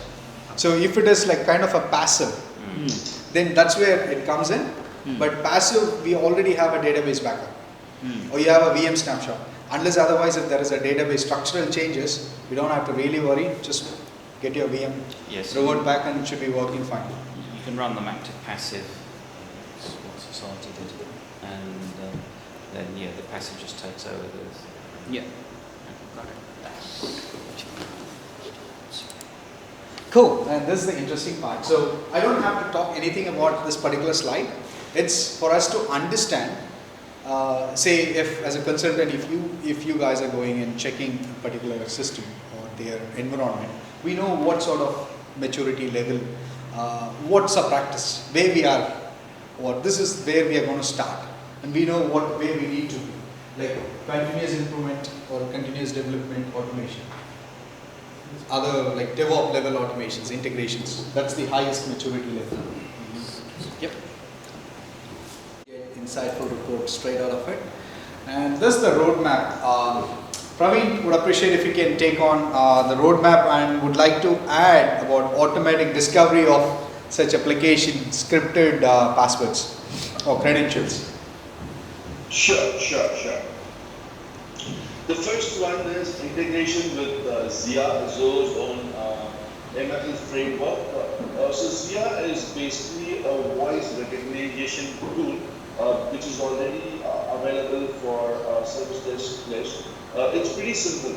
With Zia, whenever you need a password, you're just going to give a command stating, "Hi Zia, I need a password for the server XYZ," and you're going to get the password. So it's more or less like a voice recognition platform. That is what we are coming up with, right? And Zoho Vault integration.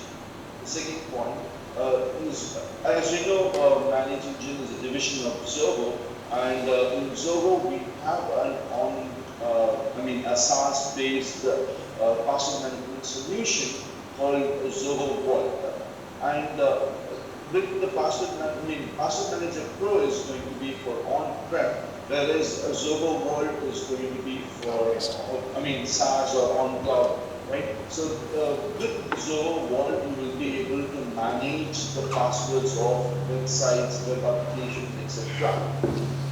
So when we integrate this model, when we integrate Password Manager Pro with the Zoho Vault, with this hybrid deployment, you will be able to manage all the passwords within your infrastructure as well as the passwords which are outside, especially various website passwords like Twitter, LinkedIn, Google accounts, etc. Right? And behavior grid analysis is basically we are planning to integrate this with the UEBA model. We have, a portion of that already integrated, but we are also working on a full-blown integration, right? So that is the third point. And user pattern recognition to identify unusual behavior. So each and every each and every action performed inside our product will be completely audited and stored as an audit event. So what we are planning to do is, based on those audit events, we are planning to give you a YouTube dashboard which will explain you about any unusual patterns or any unusual behaviors. For example, let's say a particular password is being used during out of office hours frequently. So we are trying to learn that and provide you the unusual behavior. So that is one thing about it. And deep learning across multiple applications. So this is something which we are working on it already.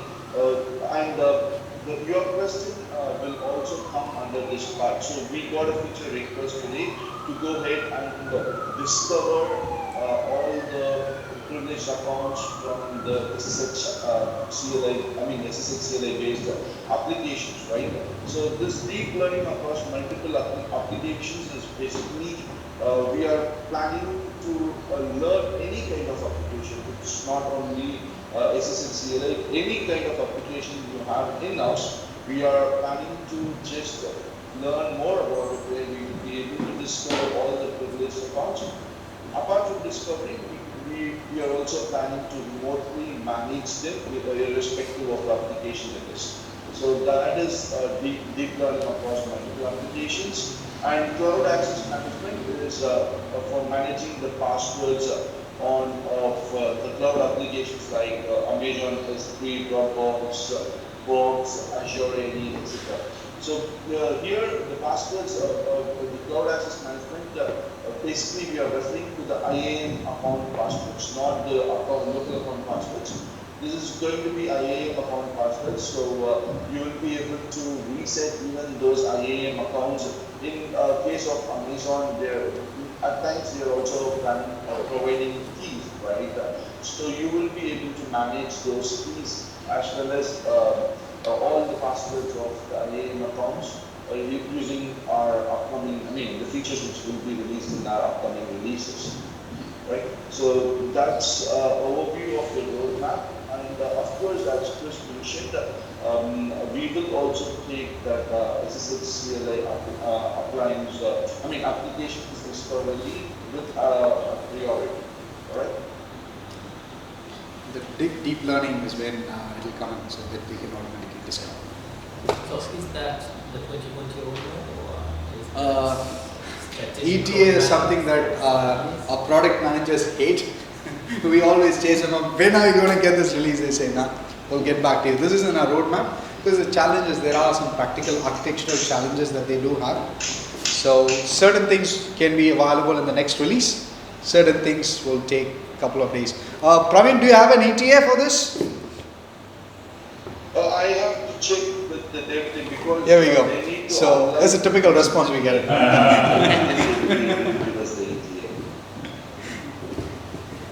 Cool. But the team working, the way they put it across is based on what's done, based on like majority, global, across the globe, what's the highest required feature and what takes more precedence. It's going to help more the customer. The more the feature comes up, they're going to prioritize and release it earlier as possible.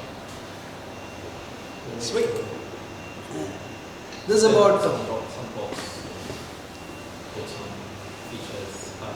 yeah, so we I always suggest, like as in when I meet the customers, if you wanted something, just always go raise a feature request. Ask your IT team to raise a feature request. It's their need, right? So we need to get it fulfilled, so we need to pump it up. Cool. And Praveen, just to give a heads up, we already a bit delayed, I guess, 4:48, and we just have a couple of slides more. There's nothing much. So about the life cycle. Yeah, I'm sorry. Just want to give a heads up. We are already at 4:48, 4:50. So I'm just giving a heads up in terms of considerate about the time that we have.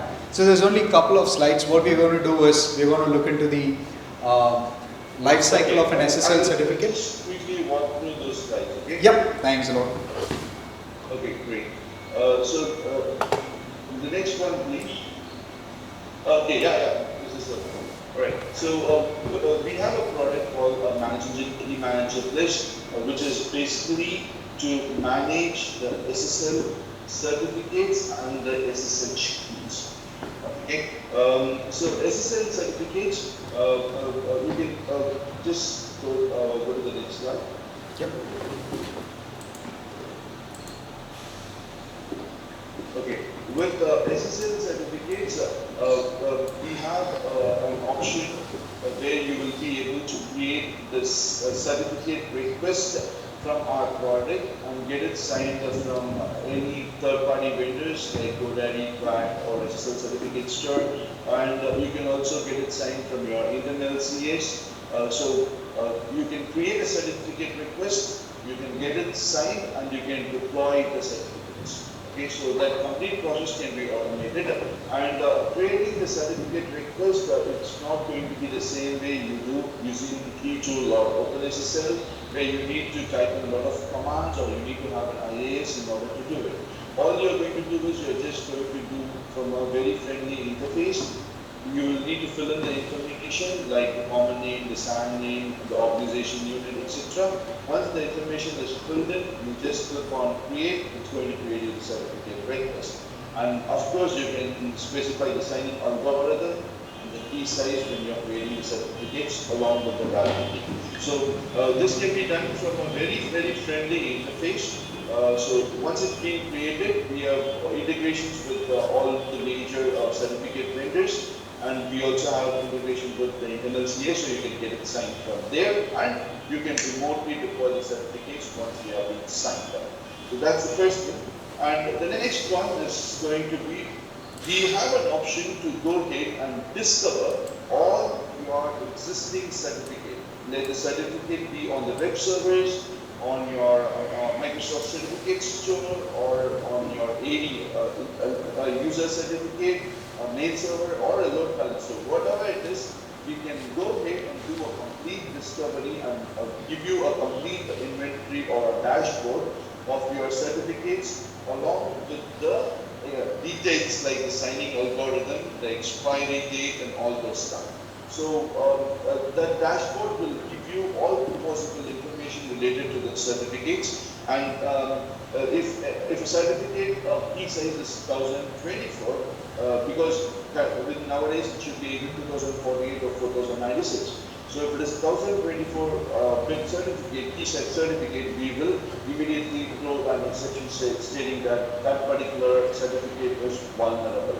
Okay, so you will be able to restore all your certificates, and for example, if a certificate is going to be expired, you can also automatically renew, or the complete process can be automated.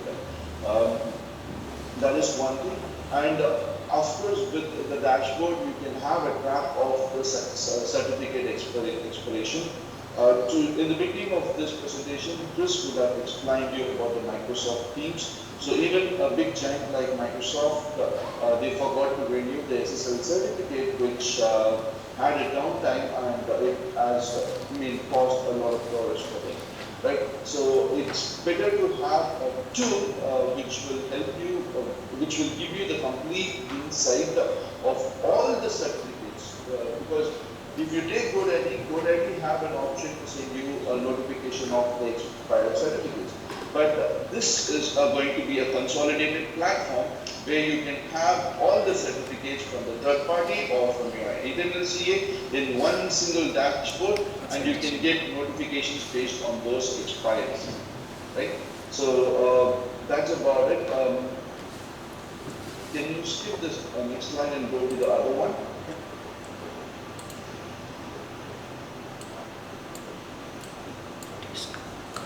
Integration with the certificate authorities.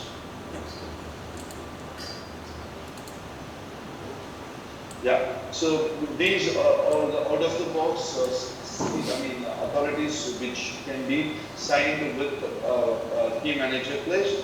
So Microsoft Certificate Authorities, your internal CA, Let's Encrypt is a free open source certificate issuing tool which will give you a certificate for valid for 3 months and only for the public domains. So with this Let's Encrypt, you can completely automate. So every 3 months when the certificate expires, key manager will automatically renew that certificate, and it will also go ahead and deploy it on the target machines paid from the stakeholders. Right? GoDaddy DigiCert Global Sign, you should be aware of it. And the next slide is going to be the SSL certificate store. So with the SSL certificate store, we have integration with QAD, Symantec, Rapid SSL, GeoTrust, and Commodore. So once again, you can get all the certificates signed from there with one single integration called the SSL store integration. Right? So that's more about the SSL certificates. If you have any questions, you can go ahead with that. Any questions on this? So pretty much, the application has an ability to consolidate all your CAs. So irrespective of whether we use GoDaddy or other SSL stores, so or your Microsoft certificate store in-house. So it consolidates everything. We can define, okay, we will not, as an organization, we are taking a security policy that we will not allow anything below 2.0, the lower encryption standards. So we can define that policy, and it's going to give us a vulnerability report across all your certificates. And it will tell us, so we can take a call, and based on the integration, what it does is it can automatically renew and deploy certificates accordingly. So it pretty much helps in reducing the outages and downtime due to certificate renewal and notification. Because GoDaddy just do only that. And the other certificate, the DigiCert, they do that. Say if it is an APN renewal from an Apple store, that's going to do only that. They're going to send notifications, but it's 3 different platforms working in 3 different silos. And an engineer, as an IT administrator, need to go there individually and do the process. Sign and create the CSR request, get the certificate, load it up, and then renew it. That will be taken care by the system.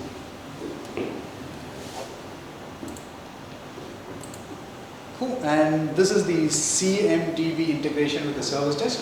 So as and when your Password Manager Pro or the Key Manager Pro integrates, when we have a service desk integration, all your certificates, all your the CIs will get automatically synced to your CMDB database, and that will have all the details and everything. So it reduces maintaining your configuration management database.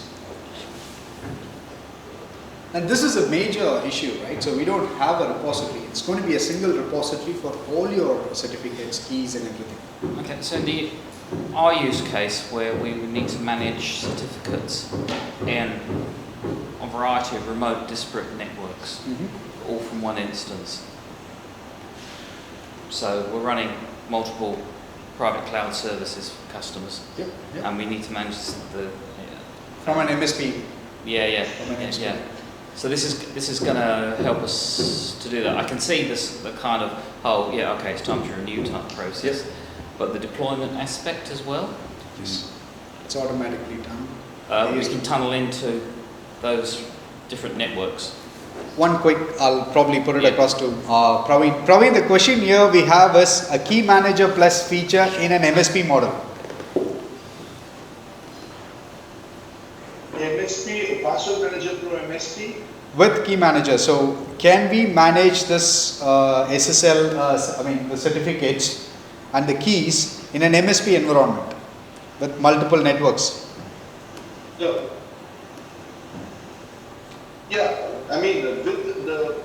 password manager pro MSP, the key manager add-on is available. So that's the Okay. So we can have it as an add-on. When coming to managing the certificates of the clients, right, you need to have the ports open. Only then we will be able to discover them. And generally MSPs, they have a kind of a WAN connectivity, MPLS network or some sort of WAN connectivity between their business networks, or the other customer networks, they have some sort of firewall access directly, some sort of live connection. But for the key manager thing is an add-on to PMP. PMP, MSP. Okay. Cool. All right. Sweet. And the challenges, we've already discussed about the challenges. There's a list of public keys. This is about the keys. Praveen, you want to take on? Yeah. Just a minute. So it's about, again, it Yes, depends. it's the same as passwords, clear text passwords. We also have an option where we will be able to manage the SSH key. Okay, so basically SSH keys are something similar to the password. Okay, we don't have visibility of where these keys are being used.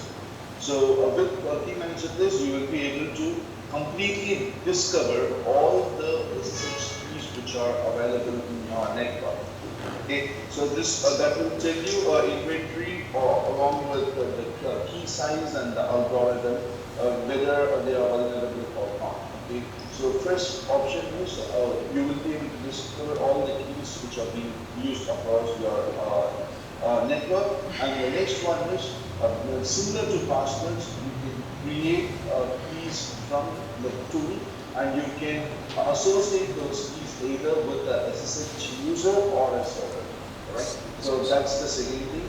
With the Key Manager Place, you can create and deploy or rotate the keys, SSH keys frequently. And it can be scheduled and done on a scheduled basis, similar to the passwords. All right. And the next one is when we say SSH key, when a key is getting discovered, we will show you the complete list of the keys, and if that key is being associated with more than one user, we will show you that user, and if it is available on more than one server, we will show the complete list of servers. So with one single key, we will give you all possible informations on where it's being used, on who is making use of it. Right, and again coming for the compliance part, rotating the keys is one of the best practice, similar to the passwords, especially in SSH-based environments. So you can automatically create and rotate keys using Key Manager Plus. Okay, so that's more on the SSH key capabilities. So once again, the Key Manager Plus. With the number of keys you purchase, you can manage both the SSL certificate as well as the SSH keys. Best part is like there's no retirement or decommission of SSH keys, but the system will tell us what is not used. And this is also available as a part of the MSP edition.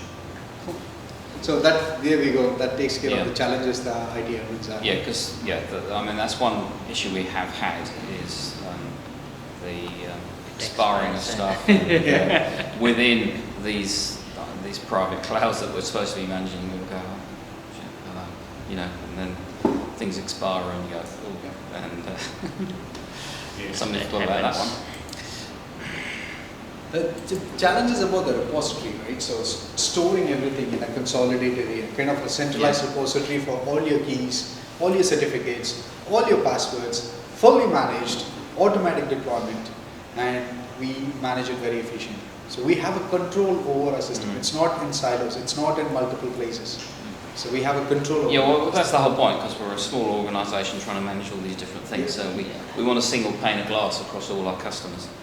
And that's going to come on the next slide. That's where the PAM360 is going to show us. And any questions on the lifecycle management, pretty much we already covered this. So what it does is discover, consolidate, and deploy keys into end service, and we have a key rotation that's available. It's kind of an architecture of how the application works. And then comes the PAM360. So about PAM360, so it's a comprehensive solution for business where, you know, rightly said, so we have multiple things, multiple networks, multiple integrations. So we wanted in a single pane of glass. We wanted to manage it all.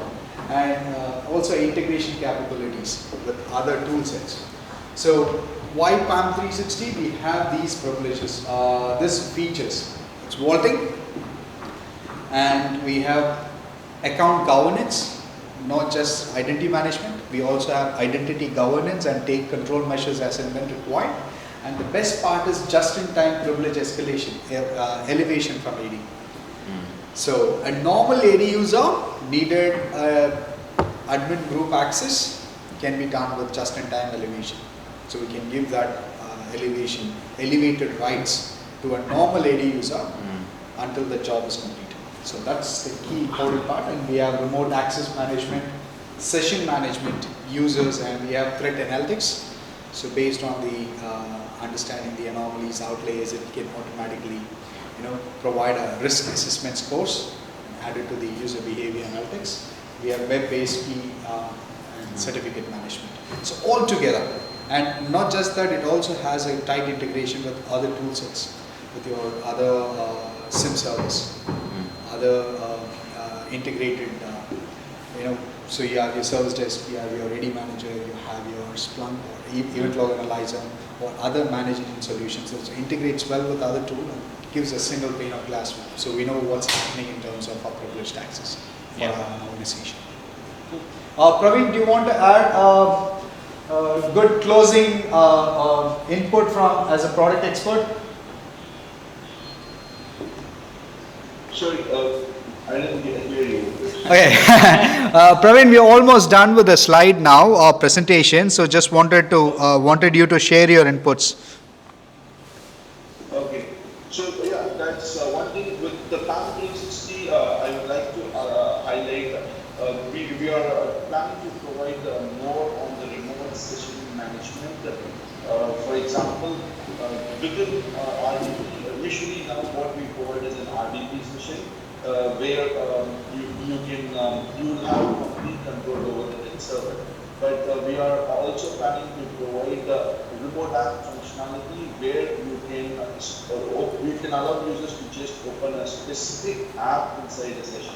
Let's say you want a user to just open a notepad, you will be able to only use a notepad within the RDP. You cannot even click on the start button or you cannot do anything. Just the notepad access alone will be available. So we are planning, we are almost done, that is available as a different product. However, that will get integrated with PAM360 and you will be able to manage, allow users to just take apps which are needed for them and without seeing the passwords in their test obviously. And the session recording, we are also planning to provide more of a searchable thing in the sessions. Currently, it's just a seek bar, so we are also coming up with an option where you can search and find out what the user has done on a particular session. right? So a lot of enhancements will be done to the access and session management. And apart from that, I believe Chris should have explained you about the vulnerability scanner integration like ARC inside and third-party integration with small logic, Splunk, etc. So PAM360 will be a unified solution with all, with the password manager pro, key manager, access manager, and in addition to it, all third-party integration. So it's going to be a unified platform. Cool. So that's from my side. Thanks a lot, Praveen. Thank you very much. So pretty much we have a solution called Application Control Plus that takes care of the very granular controls that we have it in the application. So though we are granting an access, right? As of now, based on the admin rights, they can have access to the whole server. But we can go further down, give them, okay, you can access only this application, this folder, this services. So that's the level of application control we can do it. That's what the team is bringing. Any questions that you guys have? We have answers for it. And then it's about our networking time. Well, maybe the best thing is to got be working at the bar. Yes, indeed. Before we go, just a quick one saying thank you very much all for attending and for participating. And this room would be much fuller. It was full enough of ideas, but would be much fuller, and we know why. Yeah. It's still an important subject. It's an important subject to educate. We're filming for a reason, so we can take the discussion that's gone on here and educate further. So appreciate that. Give us your suggestions about how this went for you, what worked, what didn't work, please do. And also what you'd like to see next. Because Praveen, thank you very much. And I won't say he is kind of unique in terms of he's kind of unique because his subject matter, depth of breadth in this subject is unrivaled. But we do have a number of other subject matters as experts as well. And there's other things that we've touched on here where we could have the next cab off the rank will be guided by you. Yeah. Okay. Okay. And lastly, the bar is out there. Turn left, and just a little bit away next to reception. So join us there for more of an informal chat. And at the very last is going back to my message before called we have a range of solutions for people who are staring down the barrel of radically rechanging the way they're working. Small business as well. If you know them out there, get them to talk to us. So my son's got a girlfriend that's operating a yoga business for people who are immunocompromised. She can't do it because they can't be all in one place, right? But we have a technology free for her to use so she can now go online and create an online business for those young adults that need that, right? But they don't have that technology. So on that front, thank you for turning up against the backdrop of COVID, right?